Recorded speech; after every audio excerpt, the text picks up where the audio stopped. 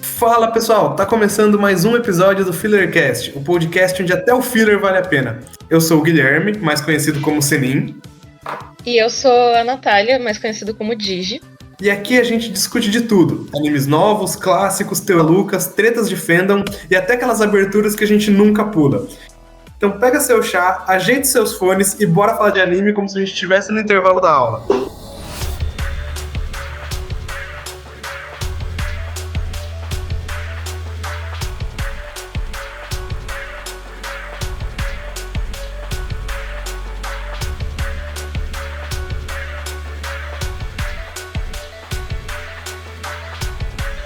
E hoje a gente vai começar já com um assunto que eu acho que é polêmico. Mas é isso, hoje vai ser uma conversa, né?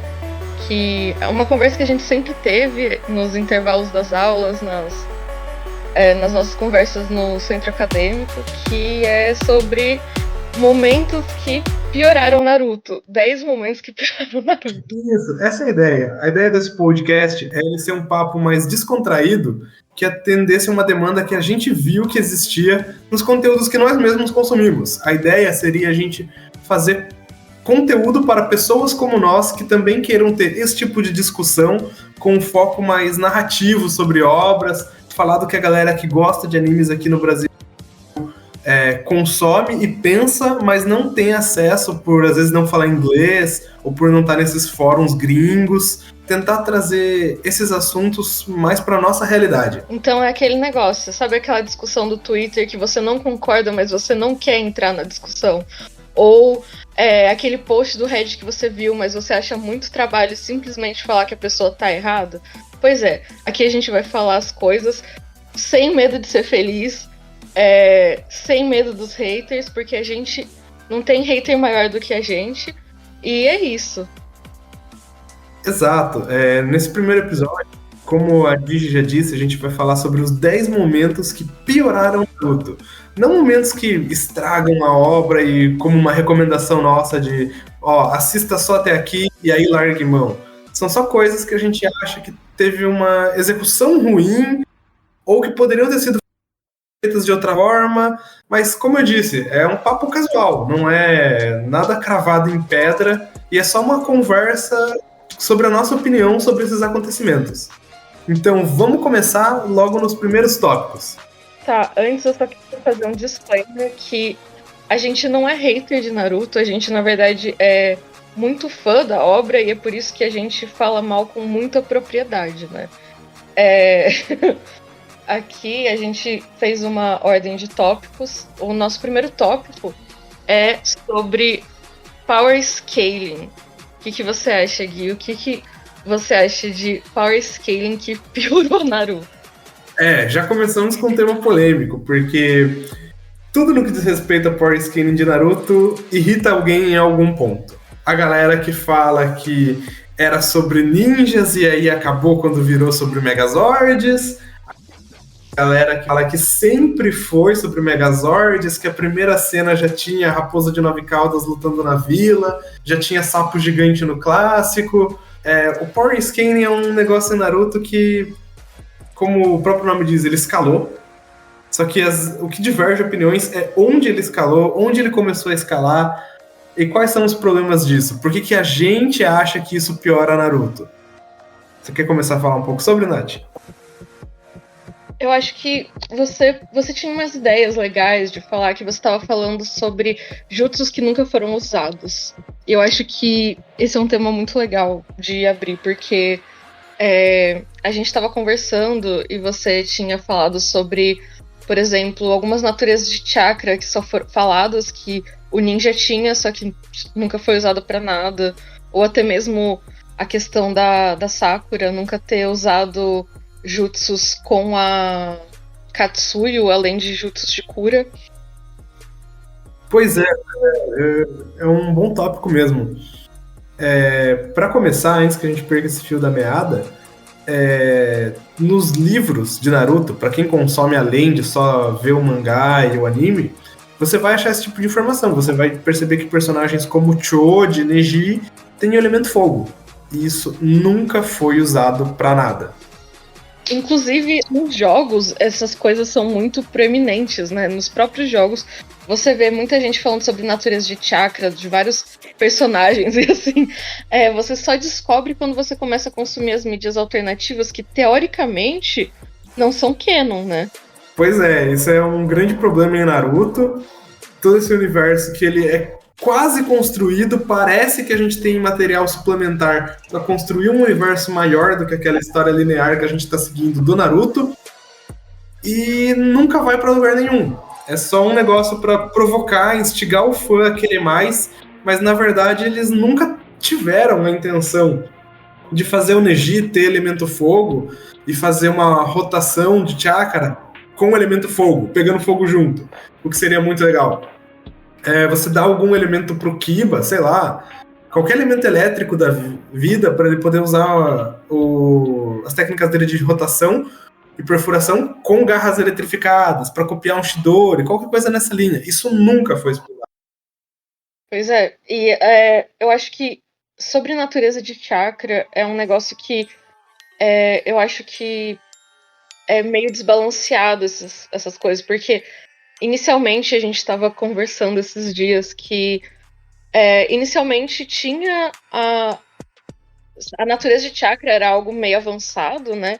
Era impressionante a pessoa ter uma natureza de chakra e conseguir usar quando criança ainda, que é a gente falando do Naruto clássico, né?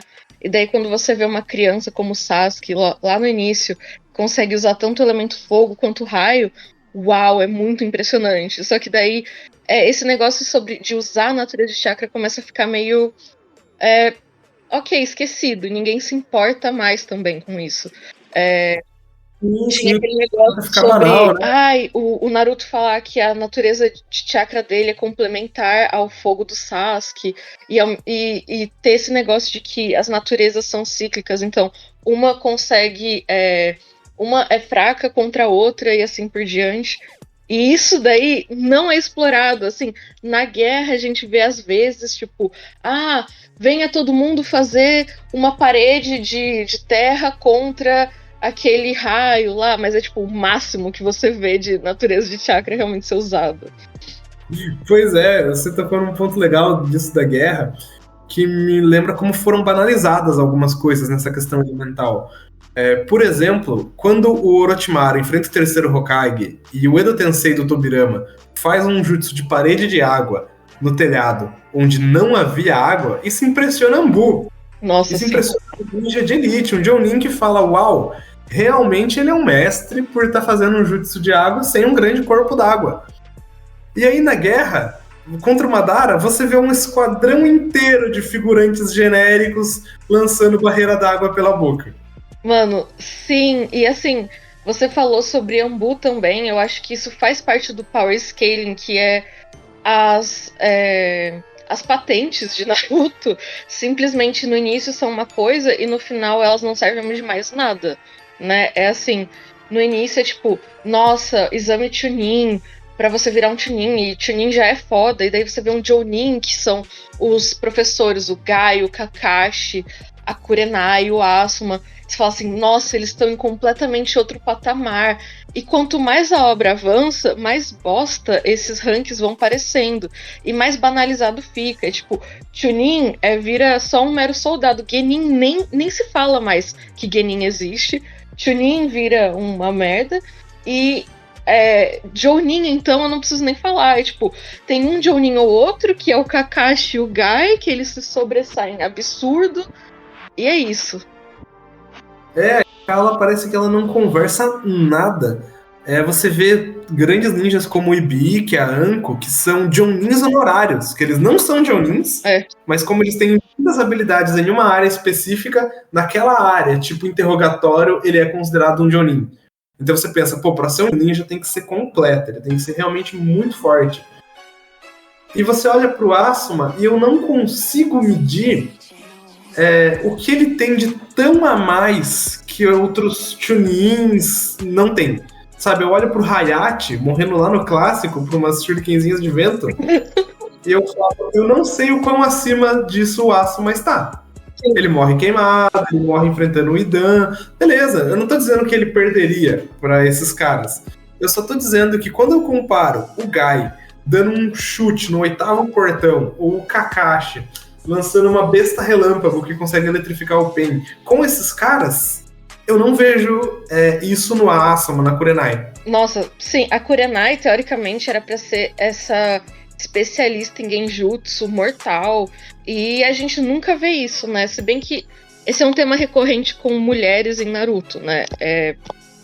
Infelizmente, o Kishimoto não gosta de escrever mulher, e daí ele escreve daquele jeito legal que a gente vê, que é pra ela ser legal e tal, mas eu não vou passar muito tempo escrevendo porque é mulher, né? Quem se importa? Sim, sim, isso é até um ponto que a gente conversa bastante, que eu acho que o Kishimoto dá uns arcos muito legais para algumas personagens, tipo a Temari, que virou uma excelente dona de casa, aí a Hinata, em paralelo, teve muito avanço e virou uma ótima dona de casa, e isso contrasta com a Sakura, que acabou sendo no final uma grande dona de casa.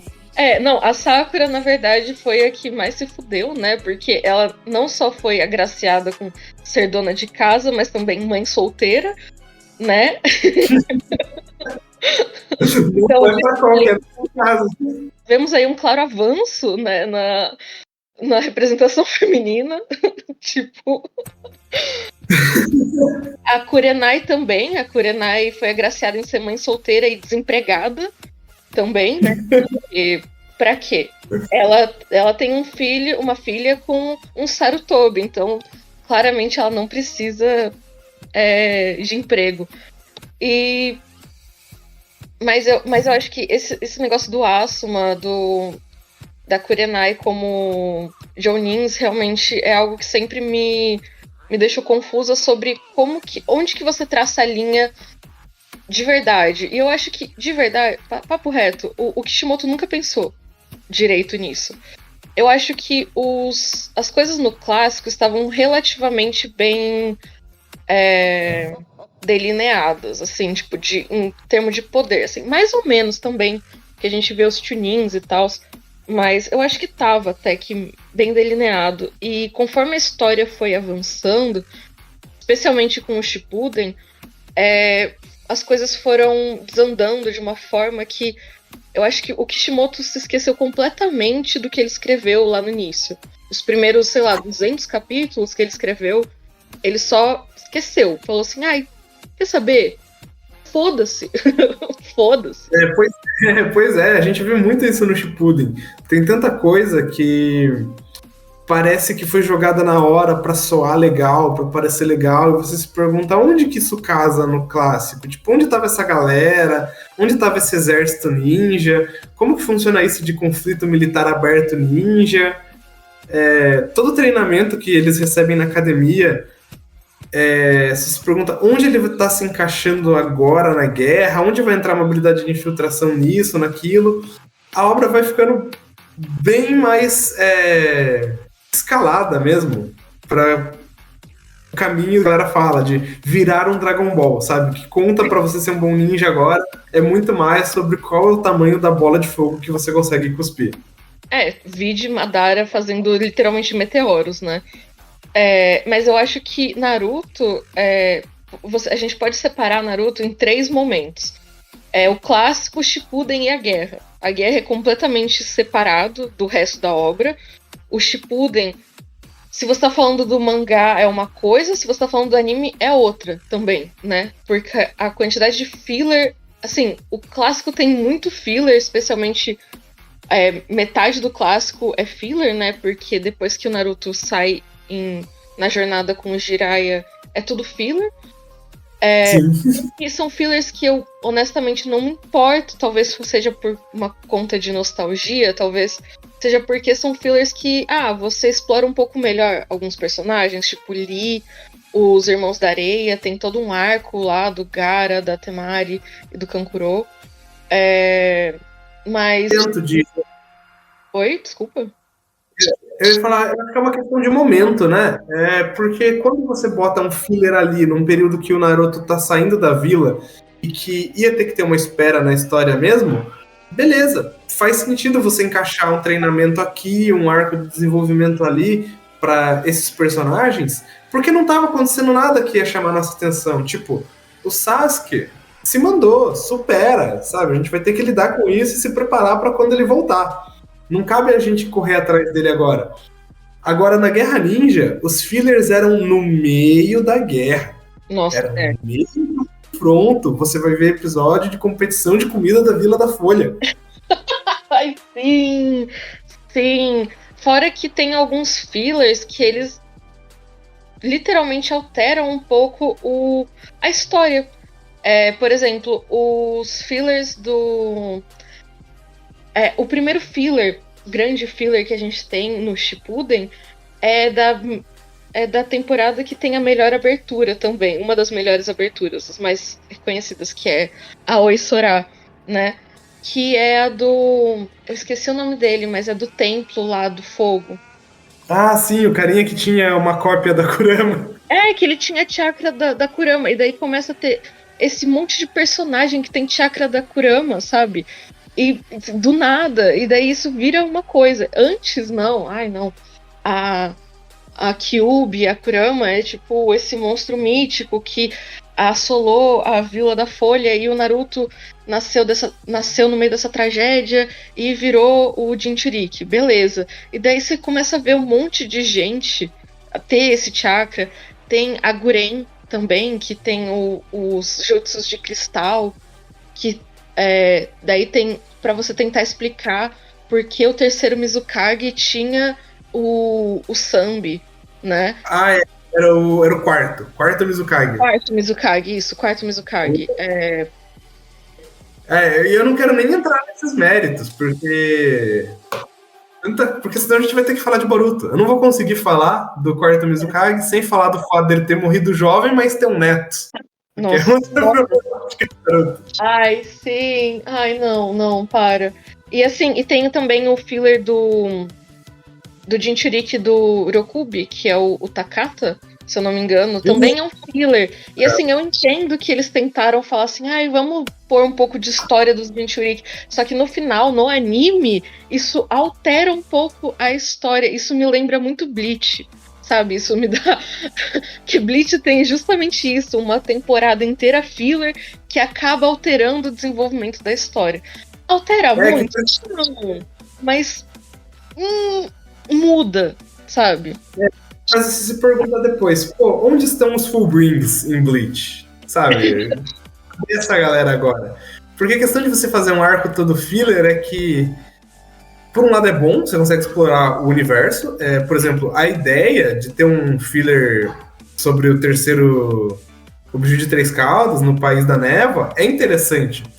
Só que você tem que pensar no que você vai fazer, porque você vai introduzir personagens legais que a galera goste, é bom que você mate eles ao fim do arco, pra garantir que isso seja explicando por que eles não vão estar lá na guerra depois. Exatamente. Mas, eu acho que a gente pode encerrar esse segmento de Power Scaling aqui, porque dá um episódio inteiro só de filler, se a gente for... eu acho que Power Scaling, eu acho que a gente vai falar mais sobre isso mais pra frente. Mas eu acho que o nosso próximo tópico tem um pouco a ver também com Power Scaling. E eu acho que ninguém consegue... não tem como negar que isso piorou muito a obra inteira, que é justamente o Mangekyo Sharingan. Isso, tópico 2 aqui, como segunda pauta, o Mangekyo Sharingan. E como os poderes exclusivos dele começam a fugir da escala normal do universo de Naruto e criam várias barreiras narrativas ali que o Kishimoto mesmo não soube sobrepor. Parece que a coisa que para uma Genki Sharingan e seus poderes de conveniência é outro Genki Sharingan. Sim, e eu acho que ele não sabia muito o que fazer com isso, e como ele tinha um universo inteiro, ele falou assim, literalmente vou fazer um universo. E eu acho que o Mangekyo Sharingan foge um pouco da própria definição de Sharingan que ele dá lá no início, sabe?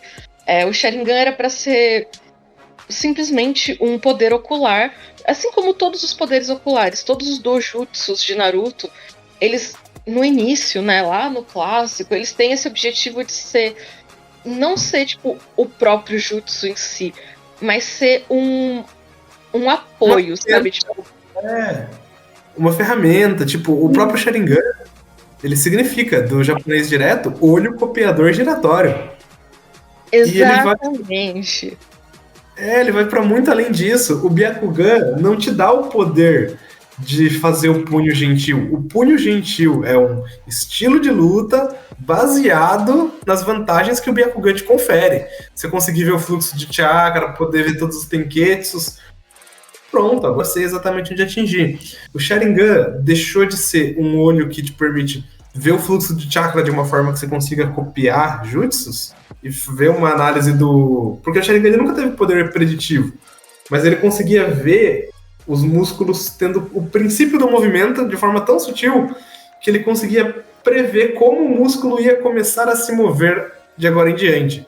Tanto que na luta do Sasuke contra o Naruto no Vale do Fim, quando o Sasuke evolui de 2 para 3 tomoes, a visão dele do Naruto muda. Ele consegue, vendo esses pequenos movimentos do braço, ele prevê o tipo de soco que o Naruto vai dar. Mas não é vendo o futuro. É só uma ferramenta ali que te ajuda a ver bem o corpo do adversário e o chakra dele. E até mesmo o Mangekyo Sharingan clássico, que é o do Itachi, ele é descrito como só simplesmente sendo um poder ocular que tem um genjutsu muito forte. É sempre isso, tipo, porque o genjutsu do Itachi é muito forte. Sempre foi essa parada. Então, tipo, seria assim, o Mangekyo Sharingan do Itachi, né? Ele te permite fazer um genjutsu mais forte. Então, o Itachi já tem um genjutsu base, e com esse poder ocular, ele faz ficar mais forte. É meio que essa ideia que traz lá do clássico, né?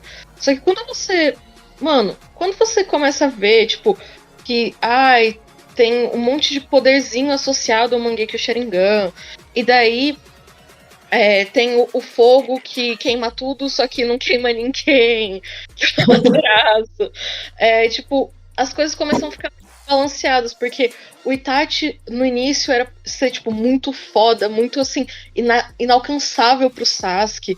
O Sasuke nunca consegue chegar aos pés dele, porque o Itachi, por mais que o Sasuke seja um gênio, o Itachi é um prodígio, assim. O Itachi não tem pra ninguém. Ele virou Ambu com 12 anos, sei lá, por aí, né? E eu acho que esse é o problema narrativo do Mangekyo Sharingan. Porque você tenta comparar o Sasuke com o Itachi, e tudo que o Itachi acaba tendo melhor depois não aparece por ele mesmo, aparece pelo Sharingan dele. Porque ele tem o ninjutsu mais poderoso, o poder mais poderoso dentre todos os ninjutsus, no contexto de quando ele é revelado, que é o Amaterasu. E por que o Itachi vence o Sasuke numa disputa de Katon? Porque ele tem o Amaterasu. Só que o Amaterasu não é um jutsu que ele desenvolveu. É um jutsu que tá ali no Sharingan dele. O genjutsu dele, sim, e todo o lance de será que o Sasuke vai conseguir quebrar o genjutsu do Itachi e escapar dele, blá blá blá, não é sobre quem treinou mais genjutsu, quem foi preparado pra luta. É sobre o Itachi foi abençoado pelos deuses e ele tem um genjutsu inquebrável no olho. Simples assim. Tipo, cadê o Itachi que é dito? Porque, é uma mídia audiovisual. Eu quero ver as coisas. Eu não quero só ouvir sobre elas. Então, quando você me fala que o Itachi é o melhor em genjutsu, em ninjutsu, em shurikenjutsu, eu quero ver tudo isso. E eu consigo ver o Itachi jogando shuriken, e sendo muito forte. E eu consigo ver ele lançando umas bolas de fogo legal, tendo uns planos explosivos. Mas o carro-chefe dele em ninjutsu é o Amaterasu, que não tem nada a ver com as proezas dele de treinamento. Eu vejo no Tsukuyomi um negócio que não tem nada a ver com o treinamento dele também. Eu vejo um negócio que foi dado, de mão beijada. O que, inclusive, leva à terceira pauta que a gente colocou aqui hoje. O Susanoo. Pois é. Então, eu queria falar uma coisa antes só, que é tipo... esse negócio de não... Eu acho que esse problema que você falou do Itachi, de ele, no final, ele simplesmente ser foda, simplesmente por plot, né? Simplesmente porque os deuses o Kishimoto quis que ele fosse forte, porque sim. Eu acho que isso começa a virar um problema muito dos Uchiha no geral. Porque se você olha os outros clãs, porque né, no início de Naruto tem muito esse negócio de clã, né? Se você olha os outros clãs, eles não são fortes simplesmente porque Deus quis, né? Tipo, pois é. Eles têm técnicas secretas que eles treinam há muitos anos que foram aperfeiçoando, então faz sentido a cada geração a técnica ficar mais forte, mais evoluída. Já o Sharingan, não. Pois é. É simplesmente porque sim, e daí no final eles ainda falam que tem uma pedra lá, que só quem tem Sharingan consegue ler, e você consegue desvendar os segredos do Sharingan. Então, tipo, quer dizer que desde o início eles já têm a resposta de tudo? Tipo, se os Uchihas desde o início têm a resposta de tudo, como que eles perderam e eles se deixaram ser literalmente massacrados pelo Itachi, sabe? Tipo... Pois é, eu acho que dá pra gente traçar uns paralelos legais pra galera entender do que a gente tá falando. Poxa, olha o Kiba. Vamos pegar o Kiba, que ele é um ninja genérico de um clã série B, mas é um personagem legal, conceitualmente, no universo de Naruto. O Kiba tem técnicas baseadas na transformação besta, que ele fica com garras, fica com presas afiadas, melhora os sentidos dele, nananã. E tem o Akamaru, que é o cachorrinho dele. E o Kiba, no final da guerra, ele tem um jutsu muito legal de misturar o Kagebunshin com a técnica de transformação e virar um Cerberus, que é uma parada legal. Agora, vamos supor que o Kiba tivesse um irmão mais velho. E esse irmão mais velho é um rival do Madara. É um rival do Madara. Pode até perder, mas ele tá naquela liga, entendeu? Você bota ele na reunião dos 5 Kage atuais, ele faz uma limpa ali. E por que esse irmão do Kiba é tão forte? Porque o cachorro dele, que ele recebeu quando nasceu, na verdade é um cachorro divino. Na verdade é um cachorro com chakra de uma biju.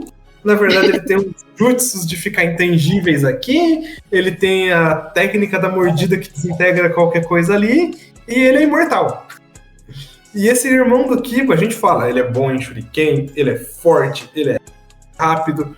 Mas toda vez que ele vai lutar, você vê que ele só ganha a porcaria das lutas dele porque ele tem o cachorro do destino. E você pode aplicar isso ao próprio Naruto, inclusive, sabe? Tipo, o Naruto que era pra ser, tipo, ai, tadinho, mas com o poder do esforço e da meritocracia, ele chegou onde ele tá. Só que, porra, você chega no final da obra, ele é escolhido pra tudo, né? Ele é tipo o... Nossa, Jesus Ninja. Jesus Ninja, literalmente Jesus Ninja. Mas a gente vai chegar nesse ponto. Eu acho que voltando nos Uchiha e no Sharingan, assim, e naquela coisa lá, naquele Megazord que é o Susanoo, que o Susanoo também é algo que não é simplesmente, tipo, como se não bastasse o Susanoo existir, né? Existe níveis de Susanoo. Sim. Como se o Susanoo ele não quebrasse muito da obra. No sentido de que, você vê o Haikage anterior, o pai do Ei, e um dos grandes feitos dele é ter ficado para trás para segurar a linha inimiga para salvar todos os ninjas aliados dele. E ele lutou por 3 dias contra essa galera, segurando eles. E você pensa que já deve ter sido uma luta tensa, mesmo ele tendo uma armadura de chakra, porque ele poderia ser atacado, ele poderia cansar, ele poderia ser ferido. A gente sabe que ele morreu assim. Quando você adiciona o Susanoo, não importa mais se é o Madara que tá ali, naquela luta na Guerra Ninja, como é do Tensei. Podia ser qualquer um com o Susanoo, podia ser qualquer outro Uchiha com o Susanoo. E eles têm um escudo de energia impenetrável. Podem ser... Pega os 10 mil ninjas, podem ser 20 mil. Não importa quantas kunais eles jogarem, eles nunca vão penetrar um Susanoo. Sabe? Vira um negócio que torna aquele personagem intocável, não importa os números. Então pega toda uma galera que deixa de ter importância. A Anbu perde importância ali. Não tem nada que a Anbu poderia fazer. Se a Anbu fosse 1000 vezes maior, ela não derrotaria o Itachi dentro do Susanoo. E ele não precisaria fazer nada além de ficar parado ali. E daí, além de tudo isso, existe conceito de armas mitológicas do Susanoo também. Tipo, dependendo da arma que você encontrar, por sei lá como que você encontra, porque também isso nunca é explicado, você tem, tipo, vantagens aqui ou ali, que nem o Sasuke tem uma arma mitológica porque o Itachi tinha, ou o Madara, e daí também tem o fato do Madara conseguir fazer clone, e cada clone conseguir fazer um Susanoo diferente. Nossa! Sim, isso é muito frustrante, porque são coisas só jogadas pro Itachi ser mais foda, como se ele precisasse, sabe? Aquela cena que o Itachi sobrevive ao Kirin usando o Susanoo, pô, ele não poderia sobreviver só porque ele usou o Susanoo dele realmente precisa do escudo impenetrável a tudo, físico, espiritual e blá blá blá. Precisa, mano, daquilo. Tipo, isso fala dessas coisas mágicas que, como você disse, nunca tiveram explicação e faz a gente pensar, nossa, por que ainda tem pobres coitados se gabando das 7 espadas da névoa perto dessa espada e escudo aí? Sim, exatamente. E daí eu acho que entra muitas contradições no próprio Susanoo, porque é impenetrável, porém nem tanto. Então, por não ser talvez tão impenetrável assim, eu preciso de um outro escudo que também é impenetrável, porém talvez, depende do poder de Deus que você tem. Porque brincadeira de criança, né? assim, o Kishimoto vai dando double down assim no Susanoo a cada capítulo, vai virando tipo algo diferente, tanto que assim existe definições. Se você for no fandom de Naruto, existe até uma definição do Susanoo, mas assim eu acho que tipo essa definição foi mudando tanto ao longo do tempo que você não consegue tipo falar ele é assim, tá, mas em dado momento ele não é assim, ele é de outro jeito. E se você pegar um ponto um pouco depois, talvez em Boruto ele já nem seja assim, entende? Então, assim, é uma coisa que não é muito bem explicada, e não é que, tipo, não foi muito bem explicada pra depois ter uma explicação foda. Não. E eu não vou nem falar da questão de, tipo, você tem que dominar os 2 poderes dos seus 2 olhos, dos seus 2 Magenkos, seus 2 poderes exclusivos, e aí você ganha o Susanoo. Uhum. Porque depois a gente iria entrar, se a gente fosse falar disso, mas a gente não vai, porque eu me recuso.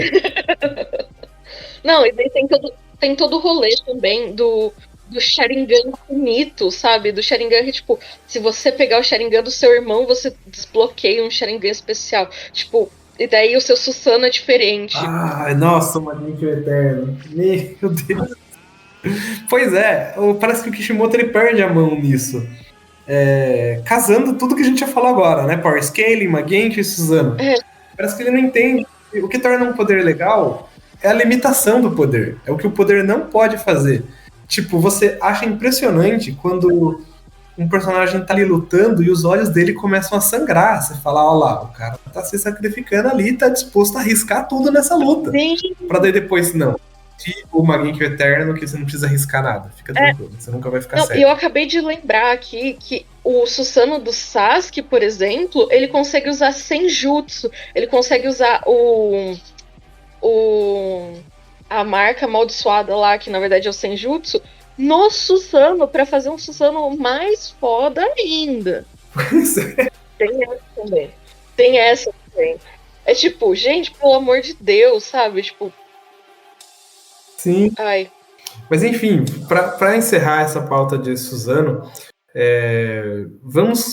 podemos concordar que é um poder de chakra ali que faz sentido você manipular o seu chakra, moldar ele, talvez de uma forma mais cristalizada, que seja o Susanoo, mas empurra a obra numa direção que ninguém pediu, que ninguém queria. Sabe, ninguém olhou pra luta do Naruto e do Sasuke no Vale do Fim e falou, sabe o que tornaria essa luta melhor? Se eles tivessem 20 metros.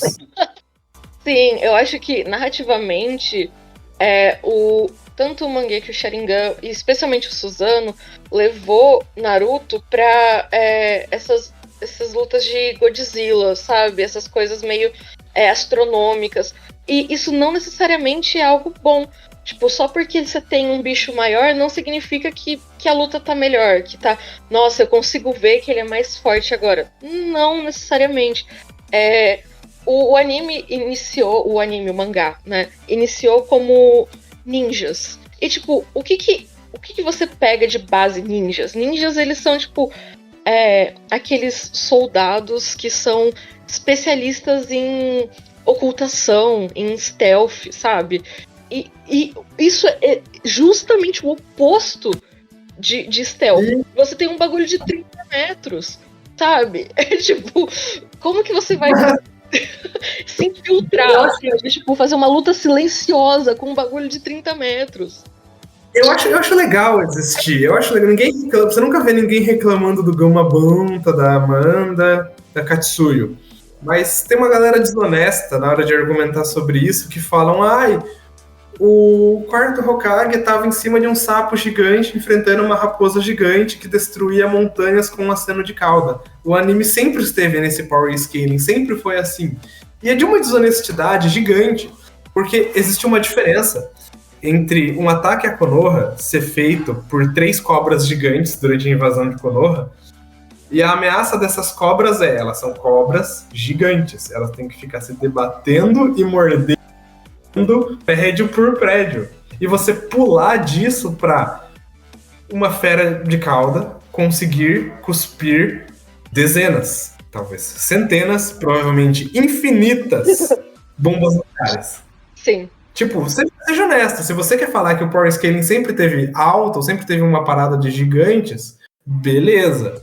Mas não venha comparar o Naruto se transformar junto com o Gamabanta para segurar fisicamente uma cauda com aquilo que a gente tem no Shippuden de qualquer biju consegue cuspir infinitas bombas de chakra e cada bomba de chakra é uma explosão nuclear. A escala tá sim muito diferente. Esse salto existe, ele não é negável. Sim. E daí não vira mais sobre ninja, vira sobre quem consegue fazer a maior bomba nuclear, né? Que é tipo, o ponto do Jubi. Pois é. Não querendo parar por aí, mas eu acho que a gente tem muito o que falar sobre isso ainda também. Eu acho que isso entra muito em power scaling no geral.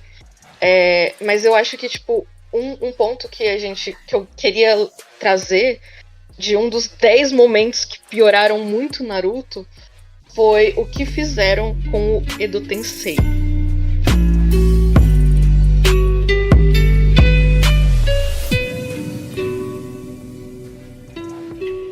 Tipo, isso entra um pouco em power scaling, eu acho. Mas eu acho que Edo Tensei é uma coisa tão bizarro que aconteceu que merece sua própria categoria, assim. Porque, mano, o que fiz... Tipo, o Edo Tensei era mostrado pra ser uma coisa e no final virou o que virou. Obrigada, Kabuto, sabe?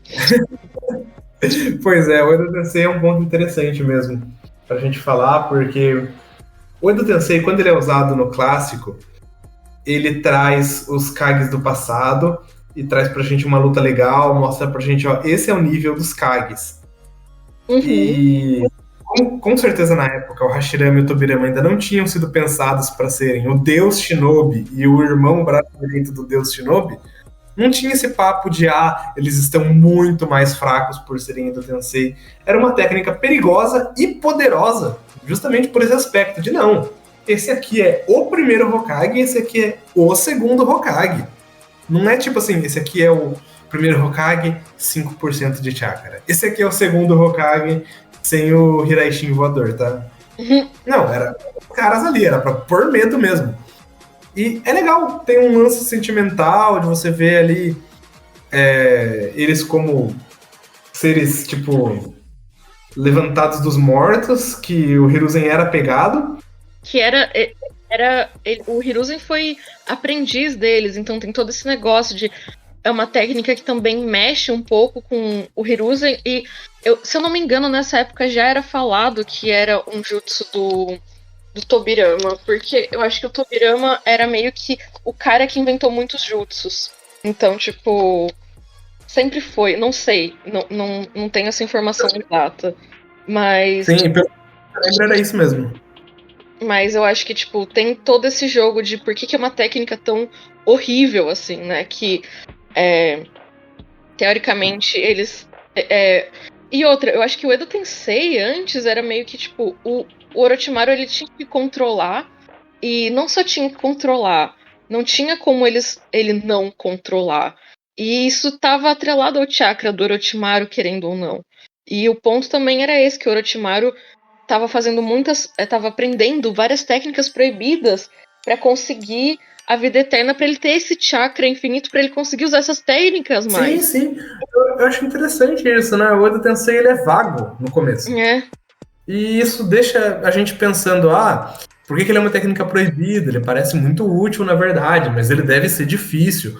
Aí quando no Shippuden o Kabuto traz pra gente uma introdução do quão fácil é usar o Edo Tensei, a fraqueza que tem que criar depois de se a pessoa conhece o segredo, na verdade ela consegue escapar e blá blá blá como Madara, se torna necessária.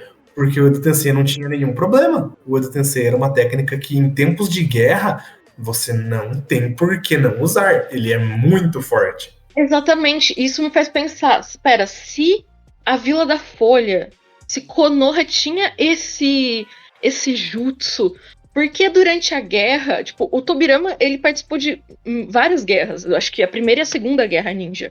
Tipo, por que na segunda ou até na terceira, que ele já estava morto, não usaram isso contra os próprios, contra os caras, tipo, matei um soldado aqui da Vila da Névoa, vou ressuscitar ele e usar contra a Vila da Névoa. Por que isso não foi um plot, sabe? Tipo, isso é tão fácil, ridículo. Na verdade faz a gente pensar, tipo, nada diz que o Edo Tensei, ele tem uma data de validade. Tipo, eu fiz aqui um sacrifício, ressuscitei o primeiro Hokage como Edo Tensei, e eu só posso fazer isso por 20 anos. Então faz a gente pensar, o Hiruzen, que tinha todos os jutsus da vila, dá a entender que ele tinha o Edo Tensei. Não seria engraçado se o Orochimaru tenta fazer um Edo Tensei do primeiro e segundo Hokage e ele fala, putz, te previ nessa, amigão, e ele mesmo invoca antes o primeiro e o segundo como zumbis? Mano, exatamente. E, tipo, eu entendo que no início do Edo Tensei já tem aquele papo de que, tipo, o Orochimaru não conseguiu invocar o quarto, né? parte do Hokage. E daí já começa a abrir umas coisas sobre, tipo, por que ele não conseguiu invocar o quarto, e piriri pororó. E é nessa época que a gente é introduzido também ao Shikifujin no Jutsu, que é, tipo, não sei se é no Jutsu também, o Shikifujin, que é aquele... que é justamente o que o Hiruzen usa pra selar o primeiro e o segundo Hokage, e ele mesmo se sela, ele morre por causa disso. Então, tipo, a gente começa a ser introduzida. Pera, tem mais coisa aí. A gente sabe que tem mais coisa sobre esses jutsus, tem, tipo, coisas misteriosas. E eu, honestamente, tava esperando muito saber mais sobre jutsus de selamento, que sempre foi uma coisa muito, né, muito sombria. Não sombria, tipo... foi uma coisa que nunca foram exploradas dentro da obra a fundo. Isso, e daí a gente chega no final e tipo, na verdade nada a ver isso aí, dá pra gente invocar todo mundo que a gente quer mesmo, é só usar as máquinas. Sabe, tipo, o Edo Tensei vai progressivamente ficando banal, né, e eu acho que assim, o máximo que chega é aquilo que você falou do Madara, os próprios Hokages, né, tipo... consegue escapar depois. Mesmo, sei lá, mano, pra mim é muito bizarro isso. E, tipo, você não conseguir selar o Edo Tensei também. Tipo, o Edo Tensei só realmente conseguiu ser desfeito depois que o Kabuto desfaz o jutsu. Tipo, se o Kabuto morresse, o Edo Tensei ainda ia continuar. Sabe, tipo... Tem isso. Ninguém fala sobre isso, né? Tipo... Tipo, quando eles são selados... Perene.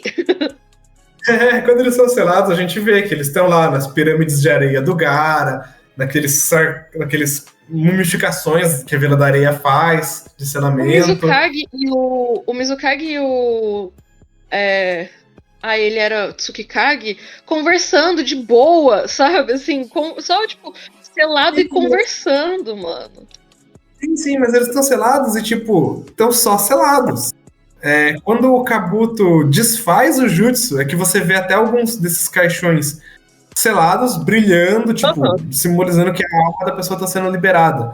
E você pensa, pera, tá me dizendo que se alguém matasse o Kabuto com aquele negócio selado, daqui 350 anos, se um curioso no museu puxa esse selinho vermelho, escapa um Edo Tensei de chakra infinito pra fazer o que ele quiser. Pois é. Sei lá, é uma problemática. E outra, peraí, você tá me dizendo que se o Orochimaru quisesse, os Hokages poderiam ficar vivos como Edo Tensei pra sempre? Pois é, por que Konoha não tá usando isso como arma? Tipo, o Deus Shinobi, né, como virou o primeiro Hokage, você não vai querer ter ele ressuscitado com chakra infinito? Pois é, tipo, Por quê? por que a gente tá mantendo raposas demônios dentro de criança, mas não? É aqui que eu traço a minha linha de ética. Eu não farei o primeiro Hokage zumbi ser um guardião eterno da vila. É aí que você traça essa linha? Sério? Danzo, por favor, né? Eu esperava mais de você. Ai, sim! Sim, tipo, mano, isso não faz sentido nenhum. E assim, narrativamente, ainda mais, tipo, levando em consideração que essas vilas são literalmente vilas militares. Sim. Pra cumprir os desejos desses países gigantescos. Então, tipo, por que o país do fogo não iria querer isso? Na minha posição, como no lugar do Danzo, eu faria isso. As minhas reuniões semanais seriam sobre isso. Gostaria de trazer aqui novamente a pauta do Edo Tensei, porque não está usando isso, tá bom? A gente teve que matar mais de 50 pessoas pro Yamato ter o elemento madeira, sendo que a gente podia ter matado só 25 e transformado essas outras 25 em Edo Tenseis imortais. A gente poderia ter um Hashirama ali, Edo Tensei. Isso seria uma arma militar muito maior do que o menino da roupa laranja vai ser qualquer. E aí o Hiruzen ia virar e falar: não, é antiético. Eu ia falar: tá bom, semana que vem a gente conversa de novo. O Hiruzen ia falar: não é antiético, vou só deixar uma criança recém-nascida viver sozinha que se foda, e eu vou pegar todo o dinheiro dele e ele vai viver à base da miséria. Mas você fazer isso é muito antiético. Pô. Por favor. Né? Limites, Dans, limites. Limites, vamos só matar uns Uchiha aqui. Mas assim. Limites, não somos monstros.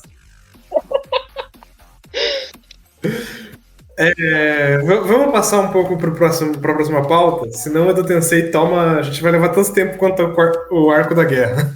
Mas eu acho que a próxima pauta tem a ver também com o Edo Tensei. É que tudo, na verdade, vai ter a ver uma coisa com a outra, né? Mas mortes que viraram Edo Tensei.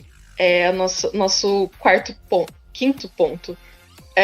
Que piorou Naruto. Tipo, mortes que estavam ali, cumpriram o seu papel de morte, e eles viraram Edo Tensei e perdeu todo o peso. O Asuma, por exemplo, é uma delas. O Dan, que a gente nem sabia que existia direito, outra delas. Assim. E o Dan, nossa, o que eles fizeram com o Dan porque, como a gente falou, a gente não é hater de Naruto, a gente adora Naruto, e por isso a gente consome muito. E a gente vai consumindo essas coisas a mais, querendo saber mais, lendo o databook, pegando minúcias do mangá, e a gente vê personagens como o Dan, que é quase um Shisui da vida. Ele tinha uma técnica tão poderosa, você vai na descrição dele, ele conseguia localizar com a alma dele, naquele estado de alma flutuante. Qualquer pessoa, mesmo sem saber onde essa pessoa tá, possuir o corpo dela e matar ela. O Dan era uma ameaça militar maior do que o Minato. O Minato ainda tem que ir lá. O Dan é um Yamanaka, utilizando o Yamanaka pra merda. Isso tem que ser dito. O Dan invalida o clã Yamanaka inteiro. Tipo, e assim, uma coisa que o Dan, ele é um personagem muito especial, eu acho, porque não se dá nenhuma explicação de como ele conseguiu esse jutsu, se ele inventou ou não. E também não dá nenhuma explicação se era uma coisa de clã, se não era. Tipo, da onde que veio? O databook não diz que é de clã, então dá pra gente presumir que não é. Tipo, agora é só isso que a gente sabe. E o jeito que ele tira a técnica da Ino pro lixo é assustador. Tipo, o que o Amaterasu faz com a bola de fogo é o que esse Jutsu do Dan faz com o poder da Ino. Porque a Ino tem todo esse lance de eu tenho que apontar as minhas mãos, tenho que acertar a minha alma no inimigo. Se eu errar, minha alma fica pra fora do corpo. Enquanto o Dan, ele pode levantar 6 da manhã, fazer o cafezinho dele, devagar, com calma. Tipo assim, tomar o cafezinho até as 8, ir devagarzinho até a mansão do Hokage, pegar uma folha que é o alvo dele do dia. Aí, da casa dele, home office, o Dan podia ser um ninja home office. Ele transfere a alma dele até o Tsuchikage, na Vila da Pedra, e pronto, matou um Kage. E é por isso que a morte dele não faz sentido nenhum. O que ele tava fazendo na linha de frente? Exato, por que esse cara não tá de home office? Esse cara, tipo, se ele era uma arma tão poderosa, se ele era tão foda assim, quem que foi a pessoa que falou, não, esse cara tem que ficar na linha de frente? Quê? Isso me cheirando a coisa do Danzo. Danzo, como sempre, não, isso aí é poder demais. Se eu não posso controlar, tipo, o explosivo tava colado no Dan. Ele pegou a jaqueta, o Danzo chegou pra ele e falou, ó, sua primeira missão de campo, tá aqui sua jaqueta verde da Folha, e tava cheia de papel bomba por dentro. Mano, juro. Esse é o papel da última missão do Dan. Olha, não. Mas assim, e enfim, tipo, mortes, voltando às mortes que viraram Edo Tensei, além deles, tem também outras que eu acho extremamente absurdo, que é o Zabuza e o Haku. Ah, nossa, pra tentar reviver cada momento da luta da ponte, nossa, como aquilo é vermelha. Eu acho que eles estavam ficando tão sem conteúdo, né, tipo, de emotivo, que chegou um ponto que falou assim, tudo bem que eu não sei se é filler totalmente, eu sei que tem a parte dos 7 espadachins da névoa que é meio filler, mas eu não lembro todas as partes. É um daqueles casos que, tipo, eles aparecem no mangá, que aquele esquadrão do Kakashi e do Gai vai enfrentar eles, mas aí não tem a luta. Aí no anime eles podem fazer as lutas. No anime super dramatizaram. E aí, tipo, todas essas mortes que foram tão pesadas, assim, tipo, mano, quando o Asuma morreu, tipo, chore se você chorou, entendeu? É tipo, é extremamente triste, tipo, o Shikamaru, todas aquelas emoções, e aquele arco inteiro de evolução do Shikamaru é simplesmente muito bom. E daí você tem tudo isso jogado no lixo, e aqui nem estava falando ontem, tipo, o que o time Ino Chikasho evoluiu tanto pra mostrar pro Asuma o quanto eles evoluíram.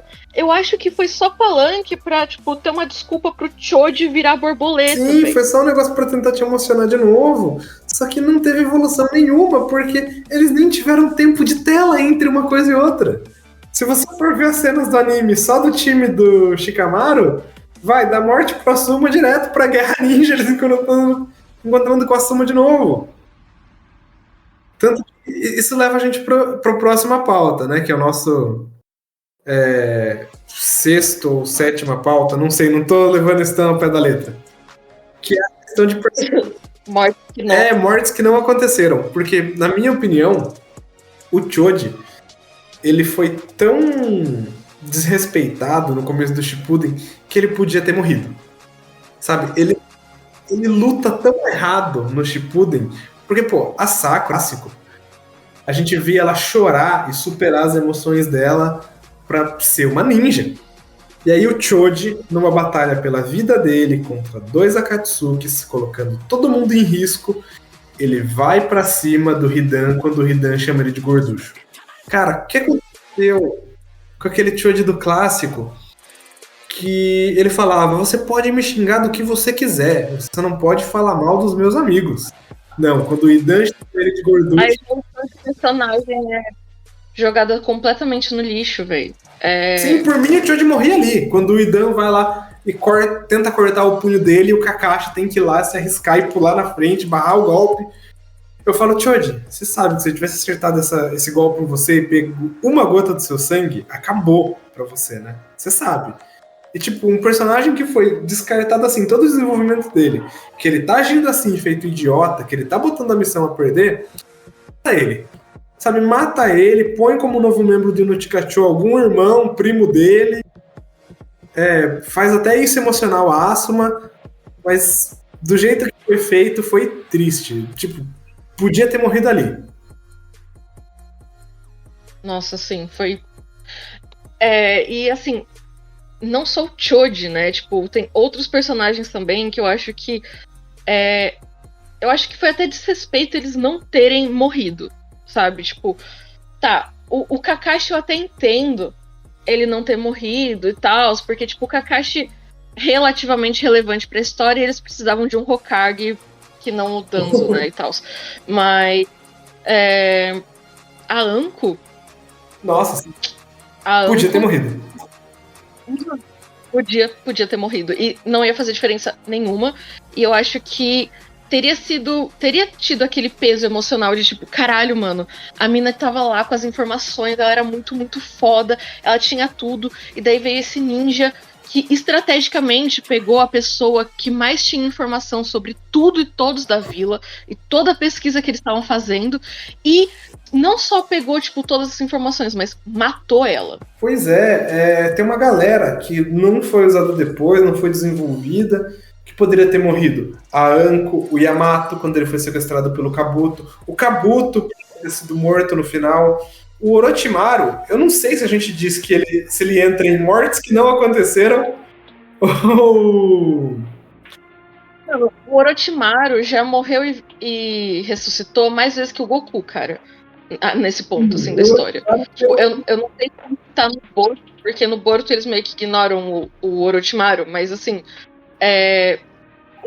O Orochimaru, ele é praticamente imortal. Ele conseguiu tudo que ele queria, virou imortal, Sim, é isso. Eu queria muito sentar e conversar com o Orochimaru sobre isso. Como que funciona? Tem um Orochimaru individual em cada selo amaldiçoado e ele tem as memórias só até onde ele mordeu a pessoa.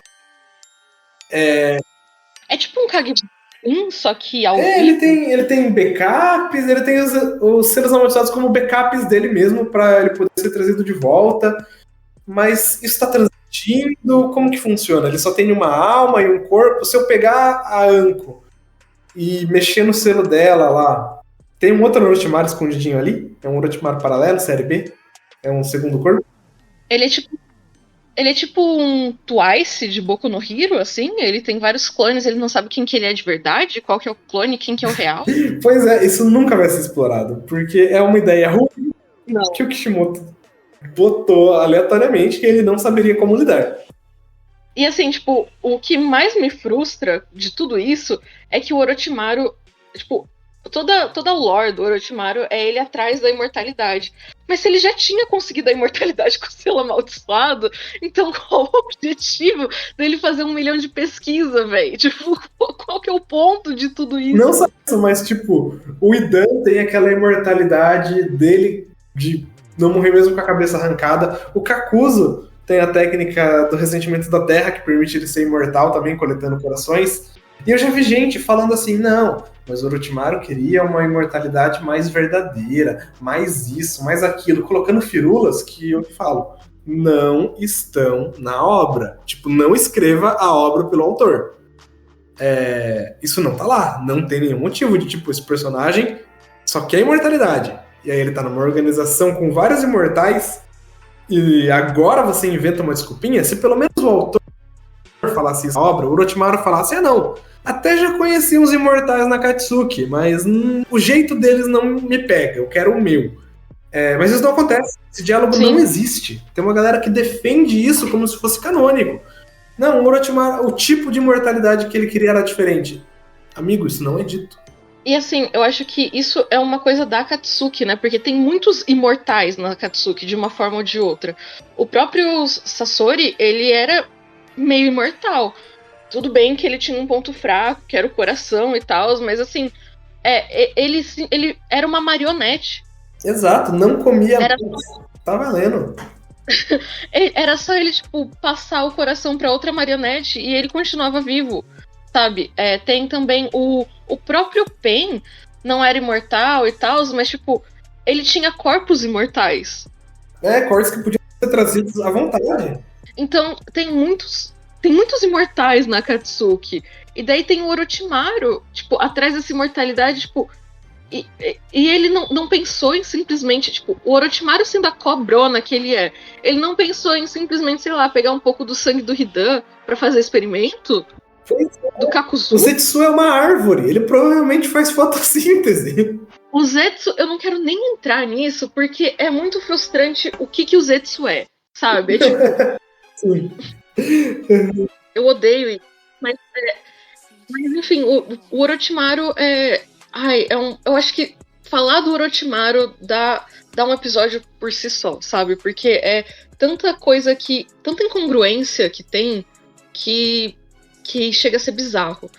E eu acho que, assim, a morte que não aconteceu de todo o Naruto, que mais me frustra, e eu sei que isso é polêmico, porque tem muita gente que acha bom isso ter acontecido, mas o Guy deveria ter morrido. E, tipo, Sim. Ponto. Sim, não tinha... Ele não ter morrido deslegitimiza toda aquela cena foda. Tipo, e eu sou uma consumidora do AMV Guy versus Madara ao som de... Linkin Park? o nome da música. Não é nem Linkin Park. Mas é muito bom. Nossa, é o melhor AMV que existe da história da humanidade. Guy versus Madara é muito emocionante. Tem umas cenas de flashback com o pai do Guy e tal. É muito foda esse AMV, assim. Mas é tipo... O Guy ter sobrevivido depois de tudo aquilo, depois, tipo, de ter o Madara falar assim, você é o ninja mais forte que eu já lutei contra. Ponto, mano. Aí ele zerou a vida, literalmente. Ele morreu. E estaria perfeito, o encerramento perfeito pro Guy. Ele chegou no ponto que ele sempre quis, que ele sempre batalhou muito pra conseguir, que é ser melhor que o Kakashi, por exemplo. Ele conseguiu. Sim, e tipo... não ser melhor que o Kakashi. Ele conseguiu ser melhor que o Madara, que é tipo, a gente foi descobrindo ao longo do tempo que ele é mais que o Deus Shinobi, né? Tipo. Mas... Eu sou muito fã do Hashirama, eu ainda defendo o Hashirama como superior, mas realmente, o Madara ficou muito mais forte depois. Porque assim, tipo, o Madara tem esse negócio de que, tipo, quando ele, entre aspas, morreu, né? Porque depois a gente descobre que ele nunca morreu. Isso é outro ponto que a gente vai falar depois sobre retcons, assim. Mas quando ele teoricamente morreu, ele tava mais fraco que o Hashirama. E daí ele conseguiu lá o Rinnegan logo depois. E tipo, enfim, inventou um monte de coisa. Mas assim, o papo o Guy devia ter morrido ali. Porque o que ele virou, tipo... Mano, ele só virou um companheiro de, tipo, aposentadoria do Kakashi, fica na cadeira de roda pra sempre. É isso que virou o Guy. Ele não tem papel mais nenhum. Sim. Inclusive não é o tema do episódio, mas eu até iria contra a nomeação do Kakashi como Hokage, porque sem o Sharingan, ele perde o aspecto de força de Hokage, sabe? Que é essencial. Sinto muito, gente. O Kakashi não tá no nível Hokage sem Sharingan. Eu não quero nem saber. Pra mim, tipo, esse negócio do Kakashi ter continuado Hokage e a Tsunade não, pra mim não faz sentido nenhum. Por mais que a Tsunade estivesse cansada e quase morreu 1 milhão de vezes e, tipo... Mano, o Kakashi, ele perdeu tudo que era o Kakashi ninja. Sim, por mim, o Kakashi não virava o Hokage. A gente mantinha a Tsunade... Porque o Hiruzen foi até bem mais velho que ela segurando o cargo. Então a gente mantinha ela, porque em Boruto ela ainda tá viva e tranquila, até o Naruto assumir. Mas Sim. Enfim, isso não é o tema do episódio. A gente pode seguir para a próxima pauta, que são as mortes que poderiam ser evitadas em Naruto. Ai, mano, eu não queria começar com isso, mas Neji... A gente tem que falar sobre Neji. Nossa, o caso do Neji, porque a gente tem dois tipos de mortes que poderiam ser evitadas. As mortes que a gente fala, tipo assim, narrativamente foi ruim fazer essa morte acontecer aqui, desse jeito, nesse momento, etc. E as mortes que, tipo, dentro do universo a gente fala, ó, essa luta não precisava ter acontecido, ou esse conflito podia ter sido evitado, e essa morte poderia ter sido evitada. O Neji é o primeiro caso. O Neji, tipo, narrativamente, não faz sentido nenhum ele morrer ali, daquele jeito, naquela hora. Tipo, alguém ficou chorando pela morte do Neji, do jeito que ela aconteceu? Mano, é aquele negócio que a gente tava falando sobre o Neji ter elemento tipo fogo, né? E ele poder fazer uma rotação lá com fogo, tipo, tudo bem, isso nunca apareceu, mas teria salvado ele. A própria rotação normal teria salvado ele. Tanta coisa, na verdade, ele poderia só ter pego a Hinata e tirado ela dali com o Naruto, tipo, sabe? Tem tanto ninja rápido lá, ninguém conseguia se mover, pegar e tirar eles daquela direção, tipo, tava todo mundo ali junto, um do lado do outro. O Neji poderia ter morrido.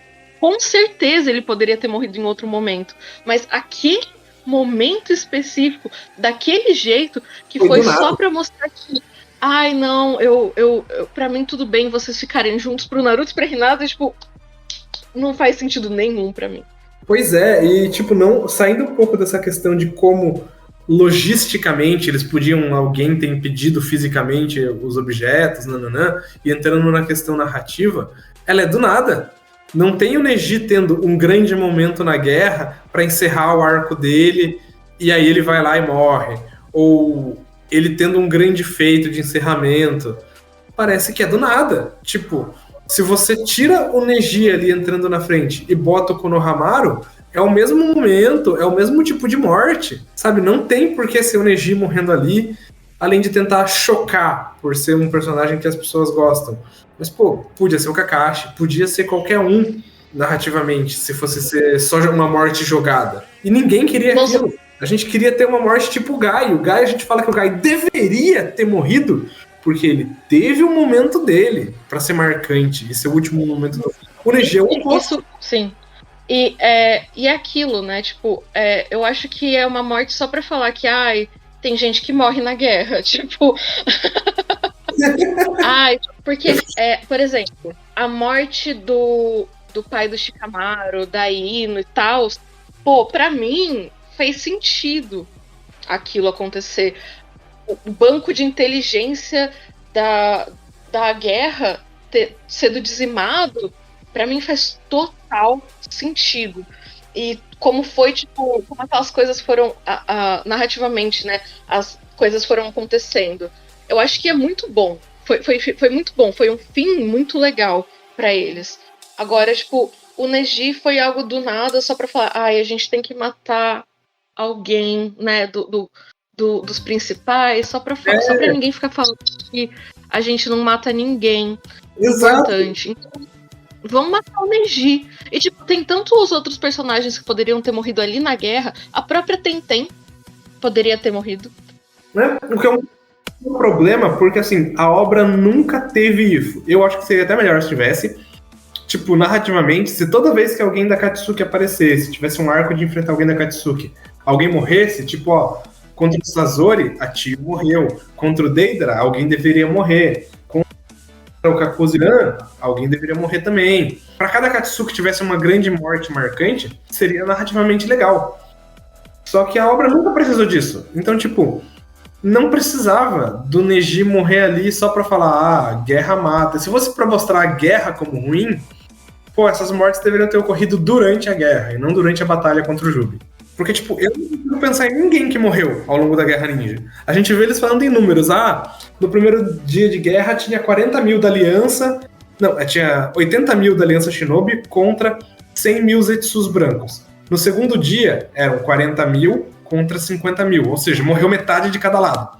Só que você fica, tipo, quem são esses 40 mil que morreram? Tipo, por que eu deveria me importar?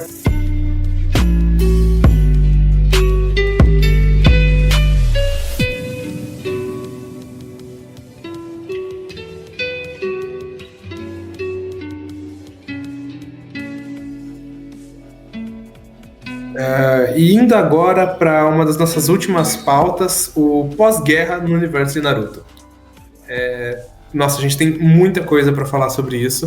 O podcast está até ficando meio longo já, porque a gente tem personagens para falar que não tiveram seus arcos concluídos ou que, ao invés de deixar o arco pelo menos em aberto, que eles simplesmente desistiram de qualquer desenvolvimento no pós-guerra do universo de Naruto. Você quer conversar um pouco sobre isso, Didi? Com certeza. Eu acho que, de novo, a gente pode voltar no Gai e no Kakashi. Eu acho que, de verdade, o pós-guerra deles foi o pior, né? Foi assim, o que aconteceu com eles. Eu digo pós-guerra, eu tô falando justamente daquela época dos Hiden, Shinden, sabe, da vida? Gaidens, Sim. etc.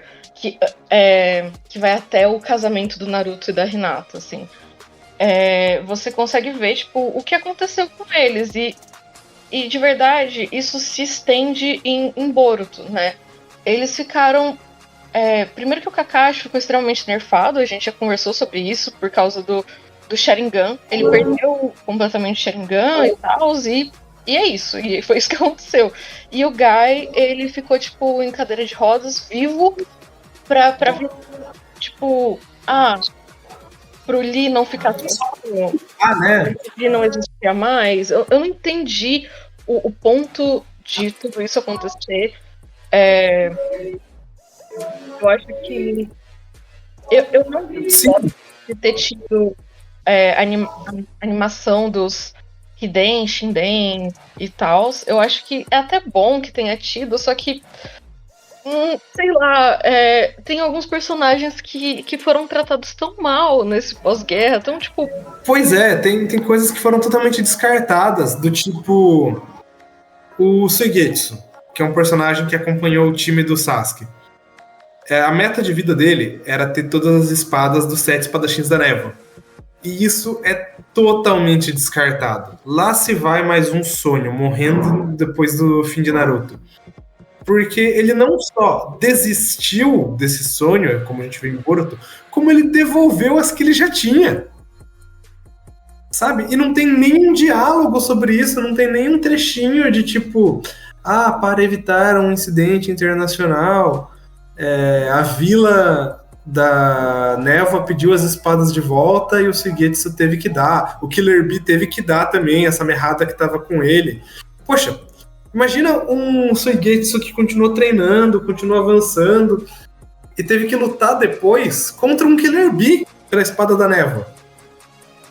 A gente poderia ter tido shindens disso, sabe? Eu quero uma história paralela, um spin-off de um personagem que seja para desenvolver alguma coisa.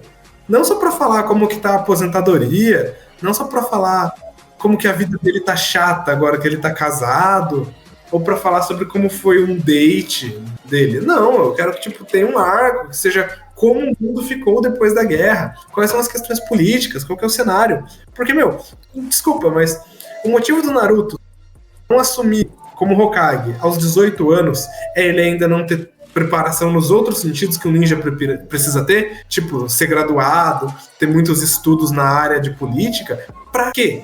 Se isso não existe em Naruto. Não existe política em Naruto. O Naruto é o mais forte.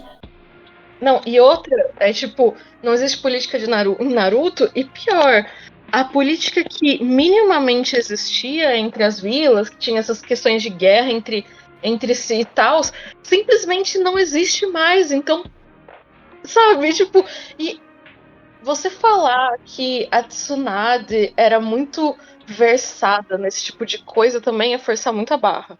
Ela podia ser Hokage por causa disso. Não. Sim, onde que a Tsunade arrumou tempo pra ir estudar relações internacionais, enquanto ela tava fazendo apostas internacionais? Sabe? E foi sempre algo que ela nunca teve vontade. Então, assim, você fala que a Tsunade pode ser Hokage porque ela era uma Sannin lendária e tal.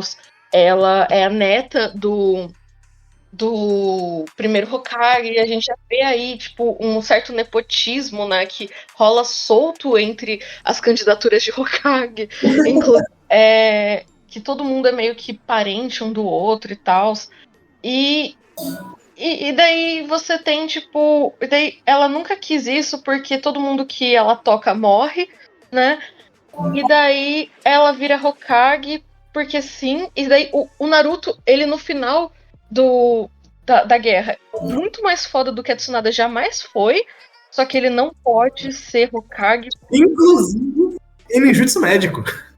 Inclusive em ninjutsu médico. Afinal, foi ele que salvou a vida do Guy, né? Jesus Shinobi. Sim. Não, e botou o olho de volta no Kakashi. É verdade, é verdade. Jesus, mano. Eu adoro aquele meme que tem aquela cena do Naruto devolvendo o olho pro Kakashi. Porque a Sakura tava ali tentando curar o olho do Kakashi, né? Eu chego o Naruto e falo, calma lá. Bota a mãozinha, dá um olho novo. Aí a Sakura olha pra ele e fala, mano, você roubou meu trampo.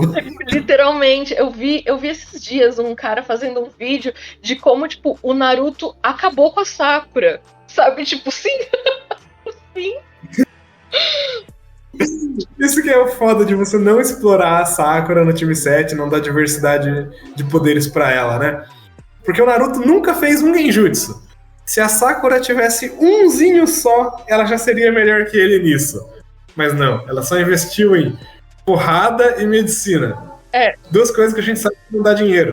E duas coisas que no universo de Naruto não vale de nada, né? É tipo... Exatamente, o Naruto. Porque a cura, eu acho que as curas, elas são utilizadas apenas em... Ela só se lembra que existe gente que cura muito quando, tipo, é relevante pro plot, assim, tipo, se a Tsunade não curar todos os 5 Kages, daí, tipo, fica meio ruim. Então a gente tem que fazer isso, né, acontecer de alguma forma. Mas a verdade seja dita, se a Tsunade não tivesse lá, se fosse o Danzo, o quinto Hokage, e tivesse lá naquela luta, a verdade é que narrativamente eles não iriam precisar de cura, só isso. Ah, sim, com certeza. Narrativamente ele iria virar e falar, não, na verdade eles estão aguentando, estão fracos, mas ainda estão lutando. Porque, pô... Todos os ferimentos são artificiais. Os ferimentos do personagem é ficar com uns risquinhos na pele, nananã. Pô, o Hage perdeu um braço contra o Sasuke, que ele mesmo cortou. Sim. Tipo, até hoje, conhecendo todas as leis da física do universo de Naruto como eu conheço, eu posso afirmar, aquele braço não ia nem cair se ele só deixasse uma Amaterasu nele. Afinal, a Amaterasu não queima porra nenhuma, né? Meu Deus. É Naruto, fogo não queima. Fogo não queima. É pra ser o fogo que mais queima da humanidade. Na verdade, ele é o que menos queimou coisa do universo.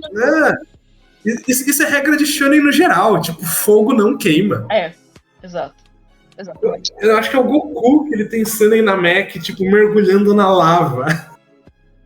Pois é, em One Piece tem várias coisas que é assim também, de tipo, que simplesmente não queima. Tem o Oden, que ele entra em uma água borbulhando de tão quente que tá, e ele tipo, de boas. Pois é, a gente vê até isso fora de animes. Avatar. A gente tem uma taxa de queimaduras de 1/4 do mundo de Avatar, os elementos fogo. A gente tem uma taxa, não, 1/3, né, que os monges do ar estão extintos. 1/3 do pessoal tem poder de fogo. A gente tem uma taxa de queimaduras de um indivíduo. Sim, que é justo. Um cara queimado e foi off-screen. Foi off-screen, exato. Exatamente. Não, bizarro. E Naruto foi queimado. O Idan, quando o Asuma usa fogo nele. Uau! O Idan, mano. Mas isso é normal. A gente vê em muitos animes. Tipo, quem que vai perder um braço em Dragon Ball? O Piccolo, porque ele regenera. Então, assim, quando a gente tá falando também, eu acho que é bom a gente sempre lembrar que, tipo, quando a gente tá falando de uma obra que é Naruto, a gente não pode levar muito em consideração o mundo real, né? Eu acho que muita gente, quando faz esse tipo de conversa, análise, pensa muito, tipo, mas isso não aconteceria no mundo real. Óbvio que não, é por isso que eles não estão no mundo real. Eles estão, tipo, em um mundo imaginário onde tem poderes mágicos, sabe? E, tipo... Existe suspensão de descrença.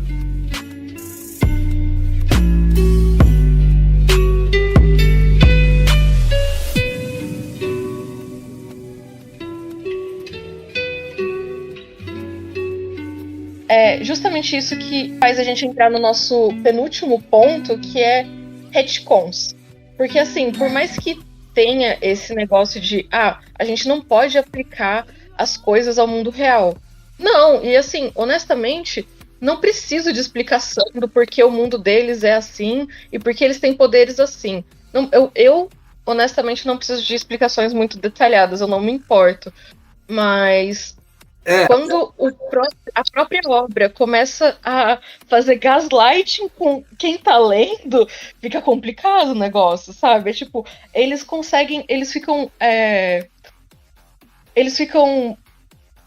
quebrando regras e leis impostas por eles mesmos, e daí, porra. Sim, eu acho até válido a gente explicar pra galera que tá ouvindo o que é um retcon, pra quem não sabe. Um retcon é continuidade retroativa. É quando você muda algo na história e trata aquilo como se sempre tivesse sido daquele jeito. Eu vou dar um exemplo inegável de retcon em Naruto. As bijus existirem e serem irmãs. Quando a gente vê o Naruto clássico, a gente sabe que existe uma raposa demônio de 9 caudas e um guaxinim demoníaco. E a gente fala que é falado, é conhecimento comum no universo, o Kakashi fala disso. Esse guaxinim demoníaco da Vila da Areia é um sábio que morreu e se tornou esse guaxinim demoníaco. Ok, eu não quero a logística de como isso aconteceu, mas é o que aconteceu. Aí, do nada, é conhecimento comum também, que na verdade não. Na verdade, existem 9 esferas com cauda, cada uma com um número de caudas de 1 a 9, e elas são irmãs, foram criadas pelo sábio dos 6 caminhos. Você poderia tentar resolver esse retcon falando que não, a Vila da Folha não sabia que existia isso, nananana. Só que não, o autor vai lá e caga mais em cima da sua cabeça por ter prestado atenção. Porque ele mete outro retcon do Hashirama, pegando todas as bijus, menos uma cauda, e distribuindo entre as vilas. Então é conhecimento comum mesmo que elas são bijus desde sempre, entre aspas, nesse universo. Então como que eles falam que o Tanuki, na verdade, era um sábio que morreu e virou aquele guaxinim? Entendeu? Isso é um retcon inegável. Retcon é basicamente gaslighting que o autor faz com os leitores, sabe? É tipo... é gaslighting e eu adoro que muitas dessas coisas, tem muita gente que discute esse tipo de retcon falando, não, mas isso sempre teve na obra, mais ou menos, tipo... gente, tem que saber diferenciar o que é um retcon do que é um negócio que foi deixado vago e depois veio uma explicação. Tudo bem, quando vem uma explicação depois. Mas tem coisa que é muito escrachada, como um retcon, que muda totalmente, que não tinha subtexto antes, e agora o autor quer fingir que na verdade estava vago e que era um subtexto, quando não estava. Por exemplo, o Itachi. Teve essa questão do Itachi no clássico. Ele era o alvo final do Sasuke. Ele matou a família dele só porque ele podia. Ele era o vilão, ele era o inimigo, ele queria que o Sasuke um dia desafiasse ele. Não tem nada de subtexto ali sobre ele. Tá indo ver a vila porque ele estava preocupado com o Sasuke, estava preocupado com a vila, ser um agente duplo, enviar informação para Konoha, nada de subtexto sobre isso. Fica bem claro que o Itachi é mau no clássico. E aí no Shippuden, eles criam a figura do Danzo, que é extremamente relevante para toda a história da vila, mas nunca apareceu no clássico. Então você sabe que o Danzo é um retcon. Você sabe que o Danzo não faz sentido nenhum o Danzo não ser o primeiro cara a ser cogitado para virar Hokage quando o Hiruzen morreu. Ele deixar ter aquela busca pela Tsunade. O Danzo, se ele já existisse no clássico, ele estaria ali, ó, na primeira fila, depois do ele mataria qualquer pessoa que tentasse ir atrás da Tsunade, sabe? Ele teria bolado pra Tsunade ir com o Orochimaru, sabe? Pois é, e aí eles criam o Danzo pro Danzo levar culpa por coisas como o massacre Uchiha, para poder empurrar uma narrativa de que o Itachi, na verdade, um agente duplo, era bonzinho, era uma vítima, mas isso foi tudo criado depois. Isso é um baita um retcon. O que eu ia falar, eu acho que tipo, os retcons começaram a ficar muito comuns com o Shippuden. Eu acho que, sei lá, o Kishimoto teve uma epifania e que a gente já vai chegar nessa epifania né? Que a gente já vai falar sobre isso depois, mas e começou a mudar um monte de coisa do universo inteiro. Ele mudou com muita coisa mesmo. As bijus, né? O próprio Danzo. O Danzo, ele teria que muito ter aparecido naquelas conversas que o Hiruzen tinha com os outros conselheiros, né? Tipo, o Danzo que era pra ele estar falando um monte de coisa. E os conselheiros simplesmente, tipo, sendo assim, muito haters do Naruto no geral. E o Hiruzen, tipo, eu acho que conforme foi passando o tempo, o Hiruzen foi parecendo ainda pior do que ele era lá no início, sabe? Não, e tem toda a questão de depois entrar a profecia. A profecia não existia no clássico. Ninguém fala sobre profecia nenhuma. Criança da profecia é isso, criança da profecia é aquilo. Sabe, o Naruto era só um carinha qualquer. O Jiraiya nunca tava procurando alguém de uma profecia. Sim, e as próprias reencarnações, todo esse papo de reencarnação, tipo, não existia. De novo, o Naruto era pra ser, tipo, aquele cara lá esforçado, que todo mundo odiava, e ele, tipo, prova pra todo mundo que ele é digno. E eu acho que o arco do Naruto, dessa parte aí, acabou no arco do Pain, né? Porque depois só virou, tipo, extrapolação. E outro retcon é toda a questão do clã do Naruto, da linhagem dele. Não tinha nada no clássico sobre a quantidade dele ser absurda porque ele era um Uzumaki. Não tinha nada sobre o tal clã Uzumaki ser mega especial, porque os Uzumaki no Shippuden, eles são tipo assim, pareados com o Senju e o Uchiha, de tão foda só em quantidade de chakra. E no clássico ninguém fala sobre isso. Ninguém fala, não, na verdade o Naruto, ele é uma bomba humana de chakra maior do que a própria Biju que tá dentro dele, na verdade. Não. O plano inicial claramente era ele ser um Zé Ninguém. Tipo, a única coisa que ele teria de especial seria ser filho do quarto Hokage. Só que o quarto Hokage também não tinha nada de especial nele. Sim, e outra coisa, e isso, você fala do clã do Naruto, o que mais deixa bizarro tudo isso é porque, assim, em Konoha não tinham muitos Uzumakis. Os Uzumakis mais conhecidos de Konoha era a Mito, que foi a esposa do primeiro Hokage, e a Kushina. Sim. E todo mundo sabia que era a primeira dama, porra. Tipo, como você não sabe quem é a primeira dama da vila? Todo mundo sabe quem ela é. E daí você vai me dizer que um moleque que tem o mesmo cabelo do quarto Hokage e que tem o sobrenome da primeira dama, que também era de um clã muito foda, que todo mundo respeitava, era tratado pior que lixo? Porque ninguém sabia quem ele era de verdade. Oi? Pois é, tipo, você imagina um paralelo, sabe? Você conhece um rapaz, assim, um pouco mais moreno, ele vira seu amigo, nananã. Aí você vira pra ele e fala, como que é o seu nome mesmo? Ele vira e fala, fulano Obama. Aí você olha a foto dele, olha a foto dele, olha a foto do Obama, lado a lado, pensa, não, deve ser uma família qualquer mesmo. Ai, não, deve ser qualquer pessoa, assim, aleatória. Tipo, não faz sentido. Se o clã Uzumaki era tão respeitado na Vila da Folha, como que isso aconteceu o que aconteceu com o Naruto? Eu acho que o clã...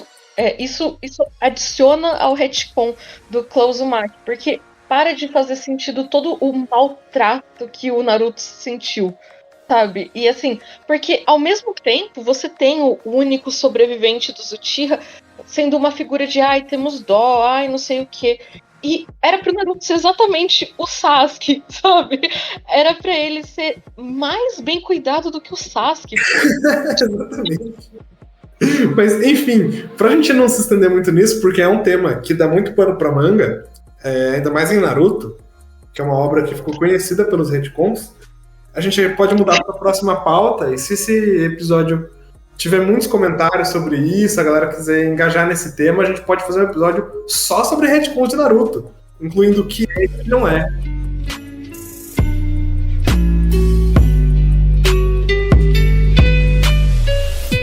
Mas, passando para nossa última pauta do dia, Alien.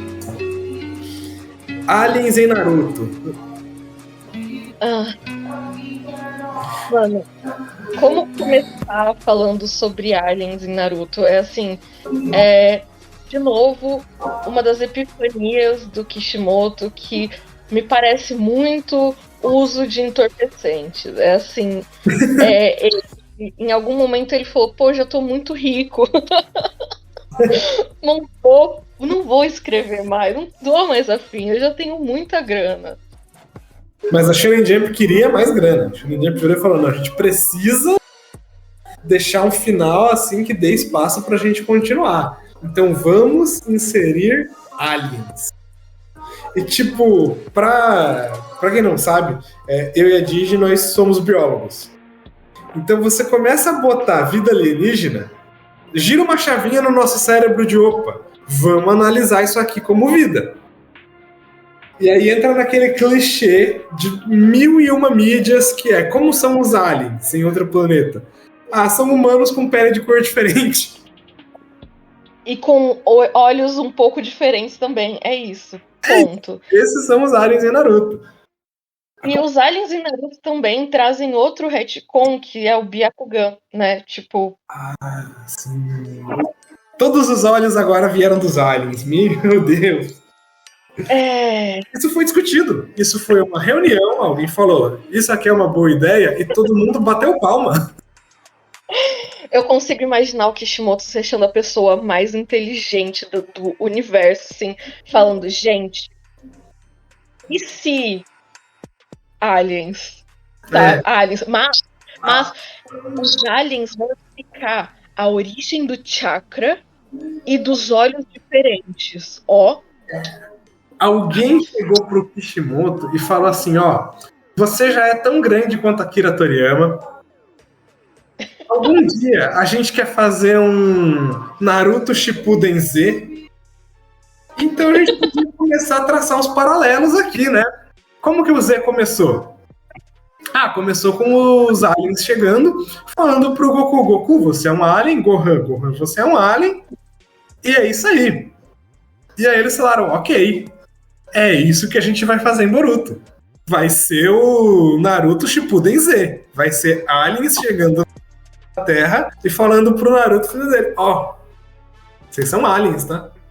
E é aí que tá a nossa grande teoria de que Boruto nada mais é do que Dragon Ball Z, só que com a skin de Naruto. Exato, porque você pode até traçar um paralelo com os arcos de Boruto. Você vê que começa ali com a saga dos aliens, essa introdução disso, o Naruto, que era o mais poderoso da própria obra do Dragon Ball clássico de Naruto, que era Naruto. Agora ele não é mais poderoso porque chegaram aliens que dão uma surra nele sem esforço nenhum. E quem que tem um potencial oculto que vai ser a grande promessa de um dia crescer e salvar o dia? O dele. Que tem um poder oculto, misterioso, que é o Jogan, blá blá blá blá blá blá. Aí vamos passar para o próximo arco, o arco seguinte, depois que a gente resolve essa questão com os aliens. E a gente descobre que o filho dele começa a aprender a lutar num nível bom. A gente vai para a saga dos androides, a saga dos robôs, que tem um mega criador dos robôs, que fez os robôs usando tudo que ele sabia sobre chakra, sobre os ninjas, sobre os aliens, e fez robôs que conseguem ali lutar no nível deles. E depois a gente chega no arco atual, que é... Depois disso, no Dragon Ball, tem a saga do Majin Buu. E o arco atual de Boruto é sobre isso. É sobre monstros Majin, que na verdade são feitos de árvore, ao invés de goma de masca rosa. Mas é a mesma coisa. Inclusive os poderes de regeneração deles, de se regenerarem completamente quando eles são destruídos. Porque o Majin Buu tinha isso. Ele é um cara que ele podia até ser ferido por personagens muito mais fracos que ele. Só que ele se regenerava feito goma. E aí em Boruto a gente vê isso. A gente vê personagens que a Sarada consegue cortar o cara ao meio. Mas ele se regenera porque ele é feito de árvore do chakra e blá blá blá blá blá blá. E é uma porcaria. Esse negócio de árvore de chakra, pra mim, é tipo... Estragou muito a obra. Porque, tipo, isso veio com os aliens, né? E... ter esse rolê de árvore de chakra tira toda a parte que, tipo, espiritual da coisa do chakra, que era a explicação inicial de chakra de Naruto, que pra mim tava ótimo. Não precisava ter outra explicação. Você mistura lá suas energias espirituais, físicas, com chakra, que é uma coisa interior sua, que não é todo mundo que tem também. E daí, e eu não preciso saber porque não é todo mundo que tem. É tipo, porque sim. E tudo bem. E é isso que as pessoas... Tipo, você não precisa explicar tudo de um universo que não existe. Ele, tipo, não existe, é um universo diferente. É isso, essas são as leis universais. Mas não, tem que vir o Adão e Eva do chakra, sabe? Tem que vir o Ashura e o Indra, o Sábio dos Seis Caminhos, a Kaguya, sabe? Tem que vir toda aquela história péssima, sim, muito mal escrita, e que narrativamente piorou e muito Naruto, tipo, porque assim, eu já vi muita gente falando assim, vocês falam muito que a guerra foi ruim, mas vocês só lembram dos aliens, da Kaguya e tal, e a guerra não foi só isso. Só que, por que é só isso que as pessoas lembram? Porque isso mudou tudo de Naruto. O fato de aliens existirem, o fato da Kaguya ser a deusa do chakra e querer o fruto de chakra da terra e tal. Isso acabou com Naruto, sabe? Tipo, pra mim foi o prego do caixão, assim. Sim, tipo, acabou com toda a mitologia que a gente tinha, porque tem esse lado espiritual que você dá um desconto e você não quer ir penetrando na ciência disso. Quando é uma árvore mitológica, uma lenda antiga que já se perdeu, blá blá blá blá blá. Quando você traz para esse lado sci-fi e você joga aliens e uma explicação de que na verdade tem a ver com a árvore, que é um negócio que os Otsutsuki trazem do espaço e plantam no planeta para crescer o fruto, e é assim que eles drenam a energia dos planetas, o fã ele fica com aquela curiosidade não boa, aquela curiosidade do tipo, beleza, você sacrificou o vago e interessante, que deixa a minha imaginação fluir, por um negócio super definido, que você vai dar, que envolve aliens, esse lado sci-fi. Agora eu quero a explicação toda do sci-fi, porque agora que você me deu aliens e a árvore, eu quero saber onde é o planeta dos aliens. Como isso funciona? Tem outros planetas com vida? Tem outras civilizações? Como essa árvore funciona? De onde ela surgiu? Ela é natural do planeta deles? Ela é uma tecnologia que eles fizeram? E aí você joga a questão do deus do chakra, que existe agora em Boruto, que é o Otsutsuki Shibai, que supostamente é um Otsutsuki que ficou tão poderoso que ele ascendeu para não precisar mais ter um corpo físico e agora ele existe só como Deus e ele tem todos os poderes divinos, blá blá blá blá blá, que é ruim pra caramba. Meu Deus do céu. Tipo, eu só queria falar que eu desisti de Boruto há muito tempo atrás, então as minhas únicas fontes de informação de Boruto é o Gui. Porque eu me odeio, eu desisti de mim mesmo muito tempo atrás, então eu me torturo uma vez por mês lendo Boruto. Eu não me odeio a esse ponto.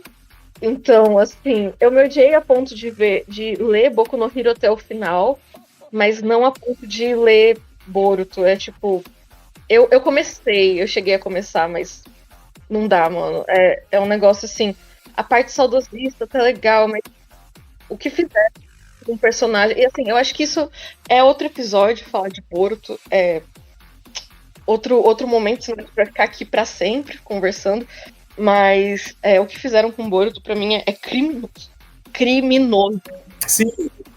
Eu, inclusive, poderia falar onde eu desenvolvi o amor próprio e consegui largar o Boku no Hero no meio do caminho. Mas, como a Digi acabou de dizer, isso fica para um outro episódio. Para um primeiro episódio, um episódio piloto, foi isso. Se vocês quiserem comentar alguma coisa, podem comentar. A gente vai ler todos os comentários, vamos tentar responder o que puder. Se a gente achar algum mega interessante, a gente até faz um episódio sobre respondendo isso. Como primeiro episódio, eu acho que foi isso. Alguma coisa pra finalizar, Digi? Eu acho que é isso. Tipo, é só a gente... Lembrando, a gente é só dois idiotas falando sobre a nossa própria opinião, o que a gente acha e o que a gente não acha. Você pode discordar, e eu acho que quanto mais gente discordar, até melhor, dá uma conversa mais interessante, assim, né? Então, tipo, comentem, mandem e-mail pra gente também, tipo, qualquer coisa falando. Nosso e-mail é filler.cast1@gmail.com. A gente tá no YouTube, a gente tá no Spotify. Tem mais alguma coisa? Acho que é isso, né? Acho que é isso. Então, valeu, pessoal, e esperamos ficar até a próxima. Até! Até, galera. Valeu!